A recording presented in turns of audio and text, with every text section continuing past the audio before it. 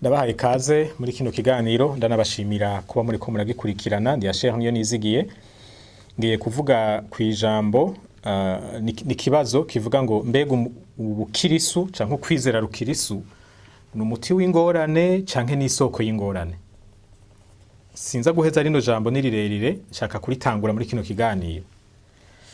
Imbere yuko nja mwidonido nashaka mbanze mvuge ko inyifato n'ingeso zacu nk'abakirisu nizo zituma ivyo tuvuga ko twemera bikundwa canke vyankwa n'abatubona. Naramaze kubivuga ko mu kiganiro carenganye, ariko ndashaka kubisubiramo. Burya iyo umaze kwitwa umukirisu, ingene wifata biragira ingaruka ku kuntu abantu batahura ivy'Imana. Twifashe nabi, abantu baca banka ivy'ubukirisu, mbere n'ivy'Imana baca babisuzugura. Turasoma muri Yohana 3:16, ni ijambo rimenyerewe cane rivuga ngo kuko urukundo Imana yakunze abari mw'isi ariko rwatumye itanga umwana wayo w'ikinege ngo umwizera wese ntazopfe rubi ariko ahabwe ubugingo budashira. Agakiza kazana ubugingo budashira mu buzima bw'umuntu. Ubugingo budashira no kuvuga ni ubuzima butazohera.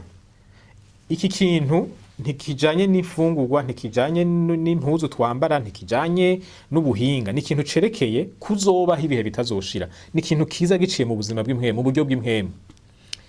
Agakiza karafise ingaruka nziza cane ku buzima bw'impwemu, ariko ntibigarukiraho. Iyo usomye muri Mika 6:8, Mika 6:8 hari amajambo yerekana ko Imana mu vyo yipfuza ku bantu bayo ntibigarukira ku vy'impwemu gusa.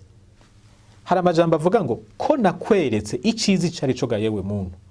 None hari ikindi ndagushaka ko atari uko witwararika gukora ibiroranye, ugakunda kugira imbabazi, kandi ukagendana nanje uciye bugufi. Ibintu bitatu: gukora ibiroranye, kugira imbabazi, no kugendana n'Imana duciye bugufi. Aya majambo abiri mu nkundire ndayavuge ndayashize hamwe, naho namaze kuvuga gatoya kuri Yohana 3:16. Aratwereka igicapo c'agakiza mu buryo bwuzuye. Imana irakunda abantu bayo. Mbere iyo usomye mu Bibiliya zo mu zindi ndimi, Imana ntiyakunze abari mw'isi gusa, ikunda ivyo yaremye vyose. Dieu a tant aimé le monde. Imana n'urukundo, ntifise urukundo gusa, iyo nyene ubwayo n'urukundo. Nta kuntu rero Imana y'urukundo yoduha ikintu kidashobora kutugirira ikimazi mu bibazo dufise hano kw'isi. Imana ntiyaduhaye, ndiko ndavuga abakristo abakiriye agakiza, ntiyaduhaye ubuzima butazohera gusa. Iranadufitiye ubutumwa buvuga ngo ndipfuza ko mu buzima bwanyu bwa misi yose mwitwara uku nuku nuku. Kandi ivyo bintu biravye neza, dushoboye kubikora, ni ibintu bitugira kwingaruka nziza. Nkuko nama ndabivuga, umuntu ku gatwe kiwe, mu miryango, mu kibano, mu mashirahamwe no mu buzima bw'igihugu. Ariko ivyo naho bimeze gutyo, hariho abantu bafise ikibazo bavuga bati burya ukwizera rukirisu, la foi chrétienne, ni ingorane ku banyafrika canke ni ingorane aho gushitse hose. Bakavuga bati abiba, ababesha, abicana n'abakirisu, ivyo barabikora, ariko ku munsi wo gusenga bakaba bari mu nsengero. Barapfundikanya amanyanga, bakarenganya abantu, mugabo ntibasibe mu masengero. Ibikorane bibaye ukasanga niyo bari, mbere bakarenza n'ugwamo kurusha n'abandi. Hariho ababibona gutyo, kandi ivy'ukuri uravye no muri kahise nkuko nabivuze, k'iki gihugu ukaraba ibibi vyakozwe, iyo atamukirisu n'umwe abigira mu ruhara, ntivyari kungana kurya vyanganye. Abo bantu barabandanya bakavuga bati ukwizera rukirisu ni igikoresho c'abazungu kugira ngo babuze Afrika gutera imbere. Abantu bavuga gutyo barakunda gukoresha amajambo yavuzwe n'uwaharaniye kwikukira kw'igihugu ca Kenya yitwa Jomo Kenyatta. Yavuze ngo abazungu baje bafise Bibiliya, natwe dufise amatongo, ngo hanyuma baca badusaba gusenga twugaye amaso, ngo dusha turabemerera. Turangije gusenga ngo turugurura amaso, dusanga bafise amatongo yacu, natwe dufise Bibiliya. Yarafatiye ku vyabaye muri Kenya mu gihe c'igikoroni. Hariho amatongo bari barirukanywe abanyafrika bayaha abazungu kugira ngo bashobore kurima cane cane igiterwa c'icayi. Vyarabaye no muri Zimbabwe. abazungu barigarurira amatongo bayagira yabo, barirukana abirabure bari hasanzwe bahaba. Yari afatiye rero kuri ico kintu cabaye muri Kenya, avuga ko abazungu bitwaje ubukirisu kugira ngo badutware ubutunzi bw'ibihugu vyacu. Abandi barabandanya bavuga bati ubukirisu buhindura abantu abanebwe, abantu bama mu masengero, abantu bama mu vyumba vy'amasengesho, abantu batumwanya munini cyane mu bintu atanyungu bizana zifadika mu buzima bwabo bwa misi yose no mu buzima bw'igihugu. Ibu vyinjiyemo mbere washaka, hari n'igihe vy'ukuri biba arivyo, hari inyigisho zigira abantu abanebwe zitangwa mu mashengero zikababwira ko bazoronka imigisha mugabo batabwirwa gukora. Bakumva ko gutanga amashikanwa, kwama mu rusengero kenshi nivyo bizotuma Imana ibaraba ryiza, ibagira abatunzi. Mu vy'ukuri ivyo biranyuranye n'ijambo ry'Imana. Hariho n'abandi basuzugura ibikorwa vy'amaboko ngo je ndi umwana w'Imana, ngo ndi umwana w'umwami, sinokora ico gikorwa, Imana izongirira neza, izompa umugisha. Ugasanga barasuzugura akazi. Ivyo birabaho, ariko nashaka ndabisubiremwo, ivyo nuguhinyika, nukuvugisha ijambo ry'Imana ico ritavuga. Imana yonyene ubwayo mu kurema umwana w'umuntu yakoze mu vyondo. Sinumva rero ingene umuntu yaremwe yosuzugura igikorwa c'amaboko, kandi n'Imana yamuremye yarakoze mu vyondo. Ariko ivyo reka mbanze ndabireke, ngaruke kuri iki kibazo aba bantu babaza bavuga bati none vy'ukuri muremera ko kwizera Kristo ari ikintu cikimazi, twebwe ko tukubona nk'ingorane cyane cyane muri Afrika. Hariho n'abaja kure bakavuga bati ibihugu birimwe abakirisu bake nivyo biteye imbere. Tiraba uburengerazuba bw'isi, l'Ouest, l'Occident, muri abo Bushinwa. Ariko ibihugu vy'abanyafrika vyuzuyemwo abakirisu nivyo bikenye. Ngo abanyafrika n'abantu bafise ishaka ryo kubaka insengero gusa, aho kubaka amahinguriro atanga akazi mu gihugu akagwiza umwimbu mu gihugu. Bagaca bavuga ngo barakenye, bafasha amafaranga bakubaka inyubako z'inshengero, aho kubaka amahinguriro yo bafasha kuronka akazi no kugwanya ubwo bukene. Murumva ko aba bantu babaza ibi bibazo vy'ukuri baba biyumviriye. Hari ibintu bavuga tudakwiye gupfa gusuzugura gutyo nyene. None rero tuvuga iki? Kumbure wowe uri kuranyumviriza nta ngorane ufise. Urazi yuko kwizera Kristo ari ikintu ciza ku muntu no ku gihugu muri rusange. Ariko nashaka ndagusabe unyemerere twiyumvire kugira ngo dufashe abo bene wacu bafise ikibazo. Kuko nimba kwizera Kristo ari ikintu ciza ku gihugu, dutegerezwa kuvyerekana kugira ngo nabo nyene bumve yuko ari ukuri. Ariko kandi nimba mu kwizera Kristo harimo ingorane turakwiye kubimenya. Ariko nimba itahari tumenye aho bipfira, hanyuma tubikosore, abo bantu bafite ivyo bibazo baronka inyishu. Ariko tugarutse ku majambo twasomye, Imana itanga agakiza gatuma umuntu abaho, azobaho ubuzima butazoshira. Ico ni ikintu ciza. Hanyuma kirerekeye cyane kubemera ko imishaha idapfa. Mugabo dusubiye muri Mika, hariho ibindi bintu Imana idusaba vyerekeye ubuzima bw'uno munsi. Naramaze kubivuga n'ubu ndabisubiye. Agakiza ntikagarukira ku vy'imhemu gusa. Agakiza karagira ingaruka mu bintu turimwo bifadika mu buzima bwacu bwa misi yose. Aha ndiko ndavuga ubuzima tubaho mu miryango, ingene abanyeshure biga mu mashure, ndiko ndavuga ingene abarongoye igihugu bifata, ingene abarongoye amashirahamwe bifata, ibijanye n'ubutunzi, igwiza tunga, ivyo vyose agakiza karavyinjiramwo. Guca bugufi nkuko twabibonye muri Mika ni ikintu ciza cane.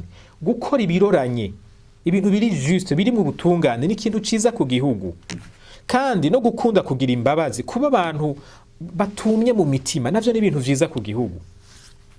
Biratuma atakarenganyo kabaho, biratuma abantu batagiriranira inzigo kuko baca bagiriranira imbabazi iyo batsitaranye ko bakagiriranira nabi. Iyo abantu badakoze ivyo, iyo abakirisu batabaye abantu baciye bugufi, batabaye abantu batanga imbabazi, batabaye abantu bakora ibiroranye, ibiri juste, ntidukwiye kuvyagiriza ubukirisu, dukwiye kuvyagiriza abo nyene bahemutse kwibanga ry'ubukirisu. Nico gituma bari abantu bagiriza ubukirisu baba baburenganije. Nimba umuntu agize inyifato zidahwanye n'ivyo avuga ko yemera, dukwiye gufata uwo nyene, ntidufate ivyo bintu yemera. Muri Bibiliya biragaragaye ko abigishwa ba Kristo b'ukuri, abakirisu b'ukuri, n'abantu bakora ibikorwa vyabo neza niyo umukoresha wabo atahari. Usomye mu Bikolosayi 3 kuri 22 niko havuga ni wabona umukirisu w'umunebwe uwo ni gihemu kuri iryo jambo ni wabona umukirisu akora iyo umukoresha hari gusa uwo muntu aba yahemutse kuri iryo jambo si ubukirisu buba bwabimutumye ni ubugaba bwiwe buba bwabimutumye kandi y'abakirisu bubahirije iri jambo bakaba abantu bakora neza ivyo bajejwe niyo ata muntu ahari ngo bacungisha ijisho bigira ingaruka nziza biha amahoro abakoresha babo abakoresha baca bagabanya ingufu bashira mu vyo gukurikirana abantu murabona ibintu vy'amakamera de surveillance nta mukirisu w'ukuri akwiye gucungwa na kamera de surveillance murabona abantu bajeje gukurikirana abakozi imishahara ucubahemba ibikoresho ucubaha mu vy'ukuri uko abantu babi bigaba niko no mu kazi bakoresha ingufu nyinshi kugira ngo ntibahombe iyo abari abakirisu bagendera rino jambo hariho amafaranga akoreshwa kugira ngo bacungere abakozi atabakoreshwa gutyo amashirahamwe agatera imbere murumva ko ubukirisu sibwo bufise ikosa abatabwubahiriza kandi babwitirirwa nibo bafise ikosa ibiranga ukwizera rukirisu biri mu ijambo ry'Imana birerekana ko ukwizera rukirisu ni ikintu ciza ku gihugu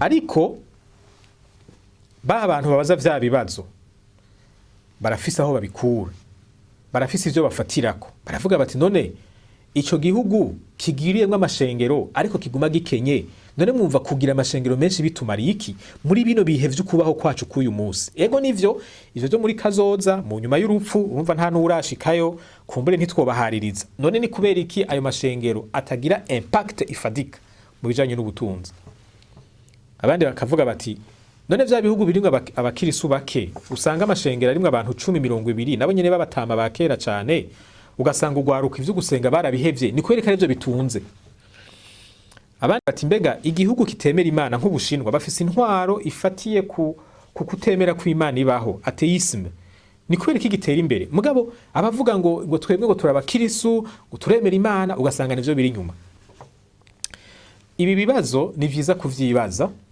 si vyiza ko tubica iruhande ngo tuvyirengagize ariko sinavyiza ko twihuta ngo dufate ingingo twihuse ngo tuvuga ngo kubera ibihugu biringa abakirisu vyinshi bikenye no kuvuga ko ubukirisu butera ubukene iyo ngingo tuyifashe gutyo twoba twihuse kandi uwihuse arihenda